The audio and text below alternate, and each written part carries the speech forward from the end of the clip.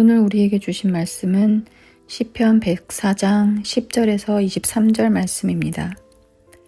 여호와께서 샘을 골짜기에서 솟아나게 하시고 산 사이에 흐르게 하사 각종 들짐승에게 마시게 하시니 들나귀들도 해갈하며 공중의 새들도 그가에서 깃들이며 나뭇가지 사이에서 지저귀는도다. 그가 그의 누각에서부터 산에 물을 부어 주시니 주께서 하시는 일의 결실이 땅을 만족시켜 주는도다. 그가 가축을 위한 풀과 사람을 위한 채소를 자라게 하시며 땅에게 먹을 것이 나게 하셔서 사람의 마음을 기쁘게 하는 포도주와 사람의 얼굴을 윤택하게 하는 기름과 사람의 마음을 힘있게 하는 양식을 주셨도다. 여호와의 나무에는 물이 흡족하며 곧 그가 심으신 레바논 백향목들이로라. 새들이 그 속에 깃들이며 학은 잣나무로 집을 삼는도다. 높은 산들은 사냥을 위함이며 바위는 너구리의 피난처로다. 여호와께서 달로 절기를 정하시며 해는 그 진 때를 알도다. 주께서 흑암을 지어 밤이 되게 하시니 삼림의 모든 짐승이 기어나오나이다.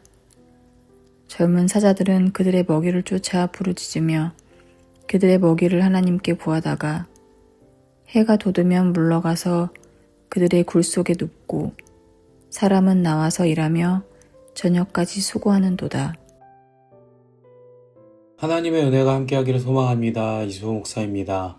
시편 104편 10절부터 23절의 말씀, 창조의 세계를 사랑으로 돌보시는 하나님이라는 주제로 함께 주님의 말씀을 보겠습니다.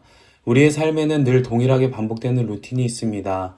매일 아침 눈을 떠 같은 행동을 반복하고 익숙한 공간으로 발걸음을 옮기며 늘 만나던 사람들과 마주합니다. 이러한 반복에 익숙해지다 보면 어느덧 우리는 모든 것을 당연하게 여기게 됩니다. 그러던 어느 날 이 익숙했던 루틴이 조금이라도 바뀌거나 어긋나면 우리는 어색함과 불편함을 느끼곤 합니다. 남들이 다 그렇게 살아가기에 나도 그 흐름에 몸을 맡기고 살아오긴 했지만 이 루틴이 왜 이렇게 유지되는가? 이것에 대해 깊이 고찰해 본다면 사실 우리는 명확한 이유를 찾지 못한 채 그저 습관적으로 당연하게 행동하며 살아왔음을 발견하게 됩니다. 하나님의 창조 질서를 이런 관점에서 바라본다면 어떨까요? 늘 그 자리에 가만히 서 있는 이름 모를 나무와 오늘 아침 우리 식탁에 맛있게 차려진 밥상을 보며 평소에는 너무나 당연하게 여겼던 것들이 사실은 하나님께서 세밀하게 공급해 주신 은혜임을 깨닫고 기뻐하게 된다면 우리에게 어떤 특별한 변화가 일어날까요? 오늘 이 말씀을 통해 일상의 반복된 패턴 속에 숨겨진 하나님의 세밀하신 섭리를 깊이 깨닫고 영적인 눈이 열리는 저와 여러분 되시기를 주님의 이름으로 간절히 축복합니다. 사랑하는 성도 여러분, 하나님의 통치는 우리가 생각하는 아주 작은 영역부터 우리가 감히 짐작조차 할 수 없는 광대한 영역까지 미치고 있습니다. 하나님의 창조 질서는 우리 삶의 현장에서 지금 이 순간에도 쉬지 않고 계속되고 있습니다. 이것은 곧 하나님께서 우리를 보호하시고 돌보시는 은혜의 삶을 살게 하신다는 강력한 증거입니다. 예전에 한 과학 프로그램에서 물의 근원에 대해 심층적으로 알아보는 내용을 방영한 적이 있습니다. 물의 시작은 어디인가? 산골짜기 깊은 곳에서 솟아나는 작은 샘물들이 모여 어떻게 거대한 바다를 이루게 되는지 우리도 때로는 그 신비로움이 궁금하곤 합니다. 산 이곳저곳에서 작은 물줄기가 흐르고 그것이 모여 큰 강을 이루는 것은 단순히 자연현상이라 치부할 수 없는 자연이라는 거대한 무대 뒤에서 친히 운행하시는 하나님의 성실한 일하심입니다. 오늘 본문의 시편 기자는 하나님께서 우리를 위해 허락하신 이 자연이 하나님의 완전하신 통치 아래 완벽하게 조화를 이루고 있음을 발견하고 그 벅찬 감동으로 하나님을 찬양하고 있습니다. 이 하나님의 통치는 우리가 평소 관심을 두지 않는 들짐승과 들나귀에게도 여실히 나타납니다. 인간이 돌보지 않고 외면하면 금방이라도 사라질 것 같은 작은 생명조차도 하나님께서는 결코 포기하지 않으시고 친히 책임지십니다. 우리는 흔히 들짐승 같은 존재들에 대해 우리가 관심을 가져야만 그들이 살아갈 터전이 생기고 회복할 기회가 생길 것이라고 생각하기 쉽습니다. 그러나 사실은 작은 풀 한 포기조차도 하나님께서 시들게도 하시고 다시 피게도 하시며 그 모든 생태를 주관하고 계십니다. 생사화복을 주관하시는 하나님이 우리의 삶 또한 빈틈없이 통치하심을 믿는 저와 여러분이 되시길 축복합니다. 나뭇가지 위에서 지저귀는 새 한 마리의 아름다운 소리 또한 우연이 아닙니다. 그들의 생명의 자리와 활동의 공간은 모두 하나님께서 결정해 주신 것이며 이 모든 것이 질서정연한 하나님의 설계입니다. 우리가 웅장하고 멋진 자연경관을 마주할 때 하나님의 위대하심을 찬양하지 않을 수 없는 이유가 여기에 있습니다. 우리가 삶에서 너무나 가볍게 지나칠 수 있는 것들을 잠시 멈춰 생각해 봅시다. 지금 우리가 들이마시는 공기와 자연의 푸르름 속에 우리도 함께 속해 있으며 하나님의 섭리와 동행하고 있는 것입니다. 우리에게 땅의 소산물을 주시기 위해 적절한 때에 늦은 비와 이른 비를 내리시는 하나님, 기상을 주관하시며 우리의 삶에 지속적으로 관여하시는 그 하나님을 우리가 끝까지 신뢰하며 기억하기를 소망합니다. 계절마다 제철 식재료가 풍성하게 준비되어 우리 밥상에 오르는 것은 적당한 햇살과 고른 빗줄기 그리고 모든 노동의 결실이 있었기에 가능한 일입니다. 그러나 우리는 여기서 한 걸음 더 나아가 이 모든 과정을 가능하게 하시는 하나님의 능력을 고백해야 합니다. 그렇기에 우리는 식사기도와 삶의 모든 순간에 드려지는 감사의 기도를 통해 하나님을 찬양하는 것입니다. 14절 말씀을 보십시오. 그가 가축을 위한 풀과 사람을 위한 채소를 자라게 하시며 땅에서 먹을 것이 나게 하셔서 라고 말씀하십니다. 여기서 깊은 묵상이 필요합니다. 가축을 위한 풀은 비와 햇빛만으로 있으면 자연스럽게 자라납니다. 그러나 사람을 위한 채소는 인간의 노동이 더해지지 않으면 얻을 수 없습니다. 씨를 뿌리고 잡초를 뽑고 정성을 다해 경작하지 않으면 하나님이 예비하신 양식을 먹기가 어렵습니다. 여기서 자라나게 하시며 라는 말씀 속에는 사랑의 섬김과 거룩한 노동 그리고 경작의 의미가 담겨 있습니다. 하나님의 형상을 닮은 인간에게 노동이란 창조 질서 안에 배제된 힘든 일이 아니라 하나님의 풍성한 공급에 능동적으로 동참하는 거룩한 방식인 것입니다. 비록 창세기에서 인간은 죄의 결과로 땀을 흘려야 양식을 얻게 되는 벌을 받았지만 동시에 하나님은 우리를 창조 세계를 함께 돌보는 동역자로 부르셨습니다. 아담이 모든 동물의 이름을 지으며 하나님의 사역에 참여했던 것처럼 하나님은 우리에게 능동적으로 참여하는 거룩한 파트너십을 허락하셨습니다. 따라서 우리가 양식을 얻기 위해 수고하는 모든 노동과 섬김은 결국 하나님과 함께하는 예배의 시간이 됩니다. 혹시 누군가는 우리는 직접 재배하지 않고 마트에 가서 사 먹는데 그것도 예배인가? 라는 의문을 가질 수 있습니다. 맞습니다. 우리에게 허락하신 그 양식을 손에 쥘 때 그 이면에 담긴 하나님의 공급하심을 인정하며 감사함으로 묵상하고 기뻐한다면 그것이 곧 여러분의 삶의 예배 자리가 될 것입니다. 하나님의 은혜는 단순히 생존에 필요한 영양소를 공급하는 수준을 넘어섭니다. 포도주를 통해 마음에 기쁨을 주시고 기름을 통해 얼굴에 윤택함을 주시는 분입니다. 하나님의 창조 목적은 단순히 기능적인 생존을 넘어 우리가 아름다움을 누리고 즐거워하는 은혜를 누리게 하는 데 있습니다. 이 은혜를 모두 누리시길 주님의 이름으로 축복합니다. 시편 기자는 이러한 하나님의 창조 질서를 보며 여호와를 송축합니다. 하나님의 섭리는 결코 우연이 아닙니다.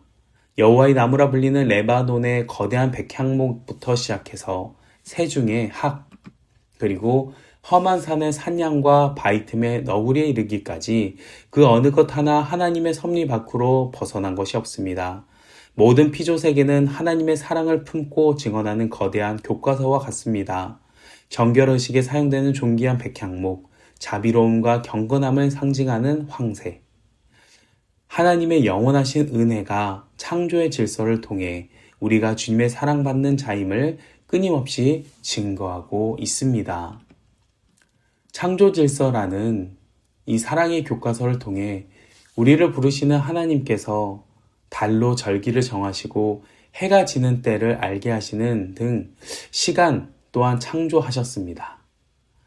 시편 기자는 달의 운행을 보며 하나님께서 당신의 백성을 만나기 위해 정하신 약속의 시간을 발견합니다. 밤하늘의 달은 어둠 속에 등불일 뿐만 아니라 우리를 예배자로 부르시는 하나님의 신실한 초대장입니다. 하나님께서는 시간을 통치하시며 절기라는 리듬을 통해 우리 삶의 균형을 잡아주십니다. 또한 하나님은 공동체의 시간을 형성하는 놀라운 질서를 세우셨습니다. 밤이라는 시간은 단순히 빛이 사라져서 생겨난 공백의 시간이 아닙니다.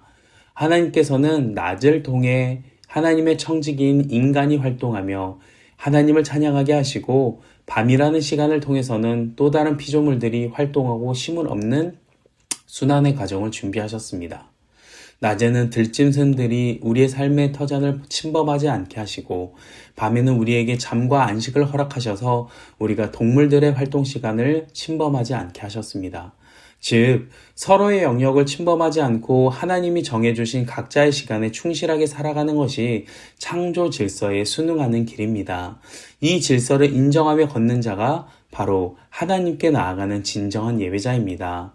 우리의 삶 속에서 활동과 쉼이 나누어 있지만 가끔은 우리 뜻대로 시간이 흘러가지 않는 것처럼 보일 때도 있을 것입니다. 그러나 이 새벽 우리에게 새로운 호흡을 허락하시고 말씀을 듣게 하시며 갈급한 마음으로 기도하게 하시는 그 하나님의 섭리를 기뻐하십시오. 인간의 사소한 일상조차 하나님의 거대한 창조 질서와 결코 분리되지 않았음을 인정하고 그 안에서 안식하는 저와 여러분이 되시길 간절히 축복합니다. 사랑하는 성도 여러분, 영화 라이온킹의 장엄한 도입부를 장식한 노래 서클 오브 라이프를 기억하십니까? 제목은 낯설어도 나주 평야 발발이 치아와 라는 익살스러운 한국식 가사로 기억하며 웃음 짓는 분들이 많으실 겁니다. 하지만 그 웅장한 멜로디 속에는 매우 깊은 가사가 담겨 있습니다. 생명의 순환, 그것이 우리 모두를 움직이지. 절망과 희망을 겪게 하고 신념과 사랑을 배우게 하네. 이 노랫말처럼 우리네 인생에는 기쁨과 슬픔, 삶과 죽음이라는 희로애락이 공존합니다. 세상 사람들은 이것을 단순히 자연의 섭리다, 먹이사슬 혹은 돌고 도는 윤회라고 말하지만 우리는 그 흐름 속에서 하나님의 거룩한 창조 질서를 발견해야 합니다. 오늘 말씀을 통해 단순히 자연의 신비에 감동하는 것에 머물지 않기를 바랍니다. 그 섭리 속에서 매 순간 하나님을 예배하는 예배자가 되시기를 주님의 이름으로 축복합니다.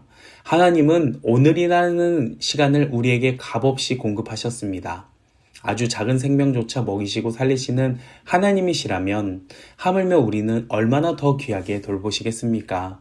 우리는 하나님의 손길에서 단 한순간도 벗어날 수 없는 존재입니다. 우리가 비록 인정하지 않더라도 하나님은 지금 이 순간에도 이 시간에도 여러분과 함께하고 계십니다. 그런데 우리가 이토록 완벽한 하나님의 질서 안에 살면서도 왜 자꾸 그 사실을 잊어버리는 것일까요? 그것은 내 삶의 공급이 때때로 내 욕망의 수준만큼 만족스럽지 않기 때문입니다. 만족하지 못하기에 우리는 더 처절하게 노력합니다. 하지만 그 노력의 결과는 어떠합니까? 우리는 행복이라는 단어를 삶의 안정이나 경제적 풍요가 완벽하게 채워질 때에만 사용할 수 있다고 오해하며 스스로를 채찍질하며 세상 속에서 치열하게 달려가고 있지는 않습니까? 그런 모든 성도님께 다시 한번 주님의 위로와 은혜가 필요합니다. 이 은혜는 하나님의 세밀한 손길이 나를 돌보고 계심을 영적으로 민감하게 느끼는 것에서 시작됩니다. 내 삶의 중심이 내가 아닌 하나님이심을 입술로 고백하십시오. 때로는 하나님이 풍요와 행복을 주실 때 아직은 나누기에 부족하니 조금 더 풍성해지면 그때 나누겠다라고 생각할 수 있습니다.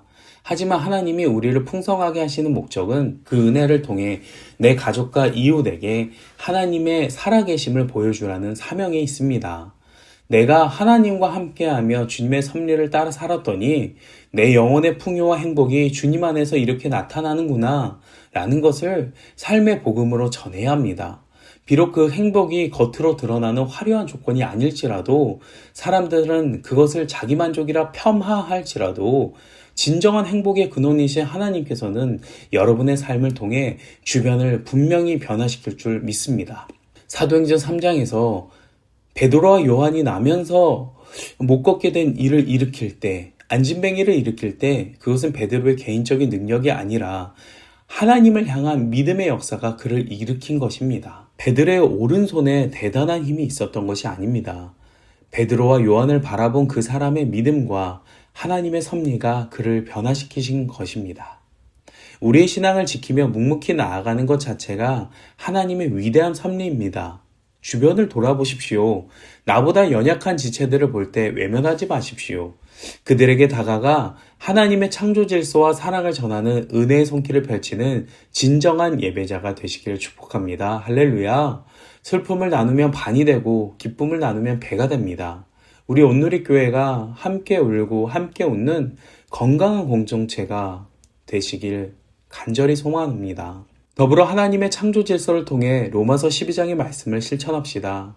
하나님의 창조 질서는 우리를 홀로 두지 않으시고 함께라는 공동체로 묶어주셨습니다. 말씀 안에 거하고 그 말씀으로 하루를 살아내며 하나님의 사랑으로 서로를 살려내는 것이 창조 질서를 믿는 공동체의 본 모습입니다. 때로는 나 혼자 고독하게 신앙의 길을 걸어야 할 때도 있지만 그럴 때마다 기도의 제목을 나누고 나를 위해 중보해 줄 믿음의 동역자들과 함께 하십시오. 주님의 공동체가 모인 이 교회 안에서 믿음으로 함께 한 걸음 나아가는 저와 여러분이 되시길 주님의 이름으로 축복합니다. 하나님께서는 우리의 모든 삶을 완전하게 통치하십니다. 자연의 섭리를 노래한 시편 기자처럼 우리 주변의 모든 환경이 하나님의 통치 아래 있음을 믿으십시오. 그리고 오늘 하루 그 공급하심에 감사하며 찬양의 제사를 올리시길 바랍니다. 감사가 도저히 나올 수 없는 깊은 고난 중에 계신 분이 있습니까? 하나님께서 지금 여러분을 가장 먼저 위로하고 계심을 믿으십시오. 세상을 바라볼 때 만족함이 없고 허전하십니까? 하나님의 창조 질서 속에서 여러분을 향한 진정한 행복의 계획을 발견하는 오늘이 되기를 바랍니다.